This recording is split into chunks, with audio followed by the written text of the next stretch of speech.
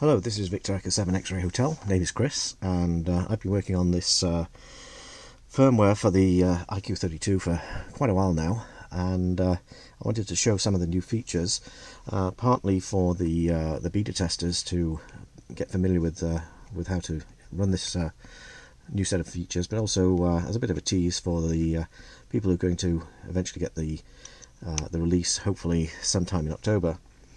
So right now on this model, this is my bench model, I'm running version 1.0, and we can see that if I power it off back on again, up here at the top we'll see that it says 1.000, so that tells us we've got the original factory install.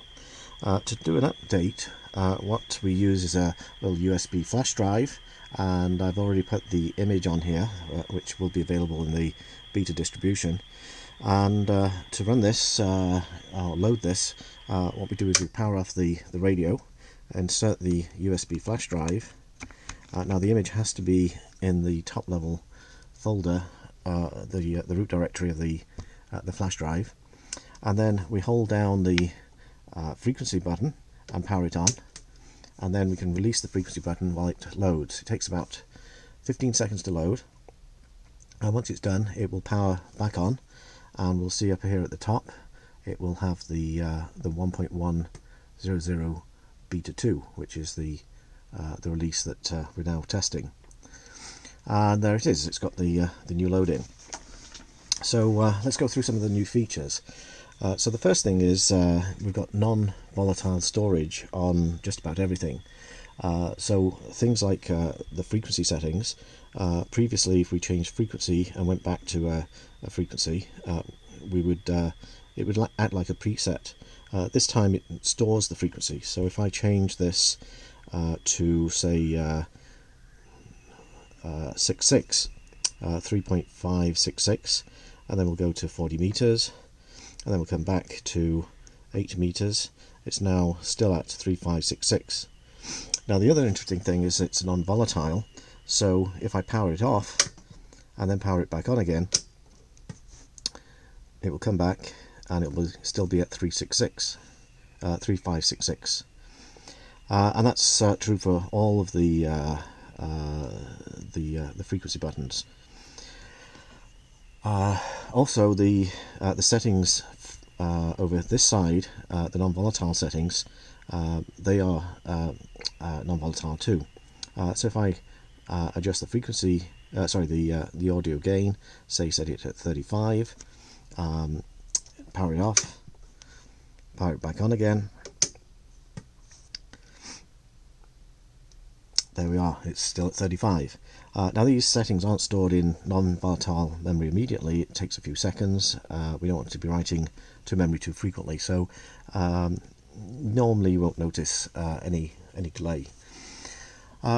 Things like filter settings. So if we decide we're on CW, we want to have a slightly narrower filter, so we're going to narrow the filter there, and then that should be stored. So we'll go back to 40 meters and then go back to 80 meters again, and we're still with that narrow filter. And also if we power this off and then power it back on again and boots up, there we go, it's still set at the same setting. So all of these settings are preserved, and that's going to be quite a helpful feature when you're switching between bands and you've got a setup on one band and you want to have a different setup on a different band. You could do that quite easily. Another feature we have in here is frequency calibration, and that's in the advanced settings. So over here in advanced, we've got this frequency calibration, and this is where we will enter the parts per million, and you'll have to figure out for yourself how to do a calibration. I find this radio that I'm working on here is out by about 8 parts per million, and that's how I have it set. And again, this is stored in non-volatile memory, and once it's set, it will remain there. You can have a positive or negative offset, so we can go to -8, +8. Okay, so that's the frequency calibration. There is another aspect of frequency calibration which you may not be familiar with, and that is the offset. So this frequency here is the local frequency, or the oscillator frequency, which may be different to the display frequency. For instance, if you use this as a transverter, you might want to have it have a different local oscillator frequency, or an offset between the local oscillator and the display frequency, and that's achieved by this frequency offset. How do we do this? We go to Edit, Frequency Offset, and then we can change the value of the offset. So let's make it, say, let's make it 10 kilohertz. And then we go back here, and the local oscillator is running at 3566, and the display frequency is 3576. So if you wanted to, say, use this on 2 meters with a transverter, you could set the appropriate offset. Okay, let's just put this back, Edit, Frequency Offset, going to change that back to 0. Another aspect of the frequency offset is, when I get this right, 0, there we go. When we operate on CW, previously what we did was we displayed the local oscillator frequency. Now, operating CW, the actual transmit frequency, which is 550 hertz away from the local oscillator frequency. Well, we changed the local oscillator frequency by that amount. So the frequency displayed is now the actual transmit frequency, where previously it was 550 hertz off. Okay, so that's frequency calibration. I also renamed this local oscillator frequency just to make it clear. A lot of major updates in CW operation. So previously we had the straight key, which was, let me go back to, let me go turn up the side tone so we can hear that. There we go, we can hear the side tone. So previously it operated with a straight key, like so. We now have the ability to use an iambic keyer. Previously it was just the tip that activated the transmitter. Now the tip and the ring on this 3.5mm jack are used. The tip for the dits and the ring for the DARs. So let me turn that on. So to switch to iambic keyer, we go to Advance and we change from key to paddle. So 0 is key, 1 is for paddle. So I'm going to change that back and also change the speed. So right now it's set for 12 words a minute. That's pretty good. So with this, those are the dits and the DARs, and with iambic keyer we can hold both paddles and it'll go. Now there are actually two modes. There's the mode B, where if you release the if you're holding both paddles and you release them, it will send an extra symbol of the opposite type. So if you release it when it's going DAR, it will send a final dit. It will finish the DAR, send a dit, and if you release it during the dit, it will finish the dit and send another DAR, like so. Okay, so there's also a CW wait. Some people like to have slightly longer DARs or slightly long dits and DARs. With this, before I do that, let me just mention the CW mode. So that's mode B. If we go to a negative value, it is just a straight paddle, so it doesn't have that extra dit. As soon as you release the paddles, the two paddles together, it will stop. Well, it will finish the symbol and then stop. Okay, so the wait. So some people like to have a slightly longer dit or DAR. Let's see what we've got this set at right now. It's set at 10. 10 represents it's basically the normal operation. So right now this is set into the mode where it will increase both the DARs and the dits.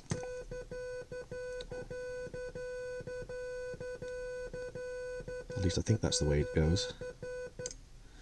And if we go to a negative value, it's slightly different. So one way it extends the DARs, and only the DARs. The other way it extends both the DIT and the DAR, but the rate is still the same. So it's still 12 words a minute. It's just slightly different proportions. Some people like that. So in one mode it sounds a bit like a bug. In the other, it's I can't remember what it's called. Win Kia. Okay, so that's weight. So let's set this back to normal. Let's set it back to 10, and that's the normal Kia. The other aspect of the Kia, it used to be this didn't work very well at high speeds. Anything above 7 words a minute really didn't work too well. Now it will operate right up to 35 words a minute, and with this Kia we can wind this right up to 35 words a minute, and it works perfectly. So for anyone who is really skilled at high speed operation, you should enjoy that. What else do we have here? So we talked about the speed. We now have the ability to connect the PS2 keyboard and actually type keys and generate CW using the keys. So here's my keyboard. If I type the letter A on the keyboard, it sends the letter A. That's what's that? 6 words a minute. Let's speed it up a bit. 12 words a minute. So let's type CQ on the keyboard.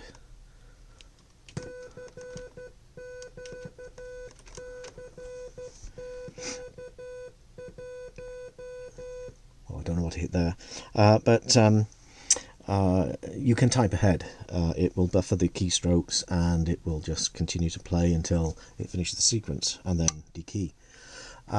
We also have now the what used to be the PSK programming is now available to CW. So these sequences are available on the function keys, and so if I hit the F1 function key, it will send the CQ sequence.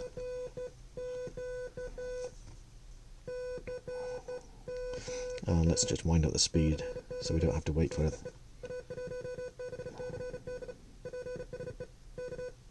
There we go. And just so you can hear what it sounds like on the radio, let's go to 40 meters, which I've got set up on my radio here. I'll turn down the side tone and we'll listen to it on the radio.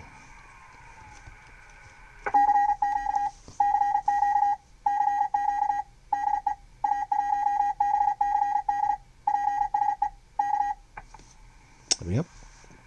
Okay, so that's most of the CW features. There's one more, I guess, subtle thing about that. Let me go back onto the side tone, wind up the side tone, and there we go. The hang time is dependent on the speed. So if we're sending high speed, it drops almost immediately within a few hundred milliseconds. If we take the speed down, so let's go down to 5 words a minute.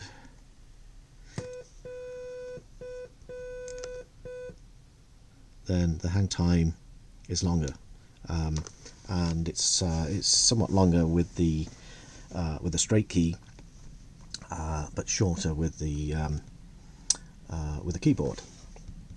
Okay, so that's all of the CW features. There's a few changes to the way the tone operates. So with the tone, this is the tune feature.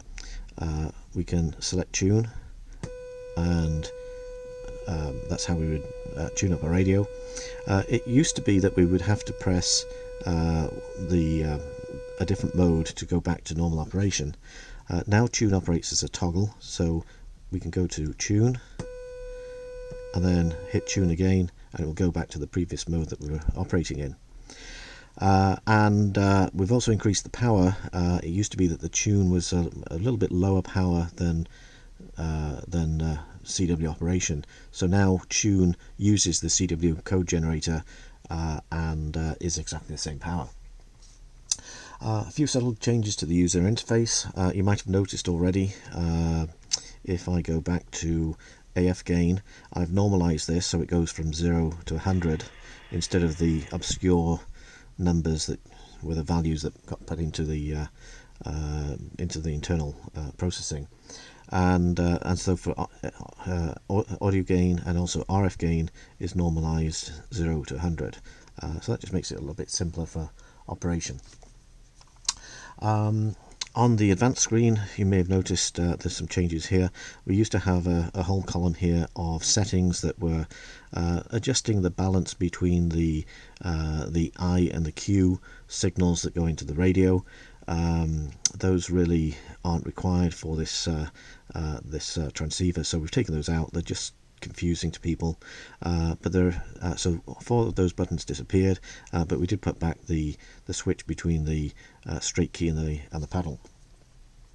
And then there are a few final bug fixes. Let's see what we've got here. There was a click when switching to transmit. That's now suppressed.